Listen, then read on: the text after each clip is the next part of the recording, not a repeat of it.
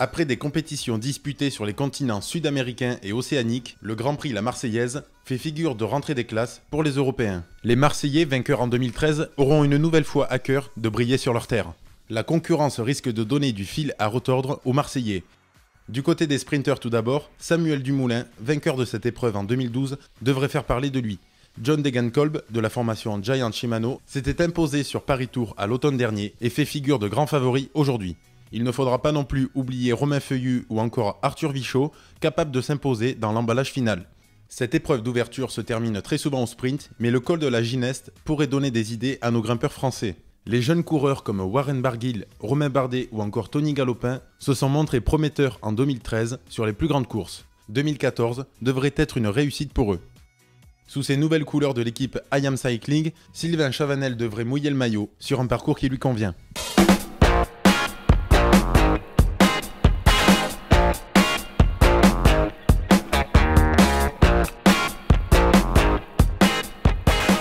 Après le départ fictif à Marseille, les coureurs rejoignent Aloche pour les choses sérieuses. Très vite, un groupe de 4 coureurs s'extirpe du peloton. On retrouve Brice Feuillu, Thomas Vogt-Bourzeix, Alexis Goujard et Frédéric Brun. La tête de course compte 3 minutes d'avance au kilomètre 20. Première difficulté du jour, le col du Petit Galibier. 3 minutes d'écart et bientôt 4 minutes au cours de l'ascension. Le peloton poursuit sa balade, cependant, elle ne durera pas très longtemps. La descente humide et technique scinde le peloton en 3 groupes. Les équipes de la FDJ.fr et la Pomme Marseille 13 roulent fort pour faire exploser le peloton. L'entente fonctionne, les bordures se créent et de nombreux coureurs sont piégés. Quelques kilomètres plus loin, le peloton se reforme juste avant l'entame du col de l'Espigoulier. Dès le pied du col, la FDJ remet le couvert et durcit la course. À l'avant, Frédéric Brun concède quelques mètres et dira adieu à ses compagnons. Derrière, Rémi Di Gregorio est sorti, le voilà en chasse-patate dans la meilleure position qui soit, avec un coéquipier à l'avant de la course. Les hostilités sont lancées à l'arrière, avec Benjamin Giraud, Michael Cherel, Johan Bagot et Thibaut Pinot. Ce groupe poursuit son avancée et au bas de la descente, Romain Bardet et Sylvain Chavanel sont rentrés sur le groupe. C'est désormais un groupe de 10 coureurs qui composent la tête de la course. Le peloton se regroupe une nouvelle fois au bas du col de l'Ange.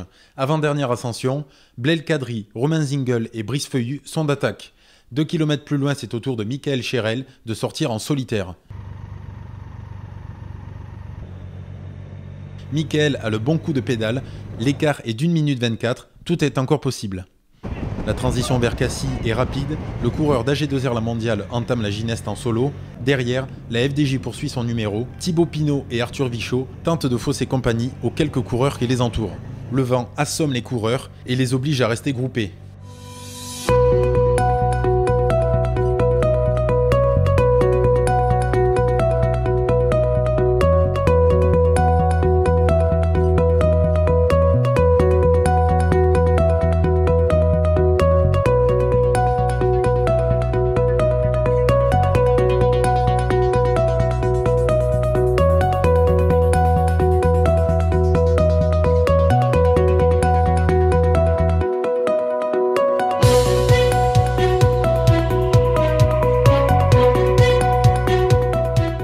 Michael Cherel se fera finalement rejoindre, victime des fortes rafales de vent.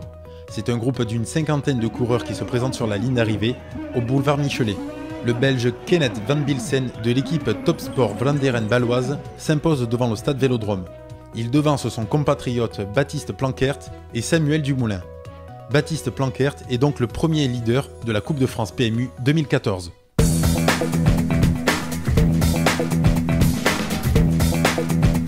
Et Monsieur Gilbert Savy, président de la société Dunel.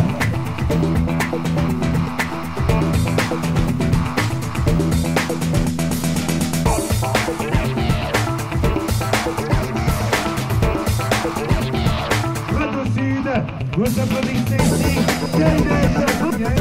indéniablement joueur, a du talent et du tempérament. Comme ce jeune homme a du talent, je crois qu'on peut l'applaudir plus fort encore. Kenneth Van Bilsen.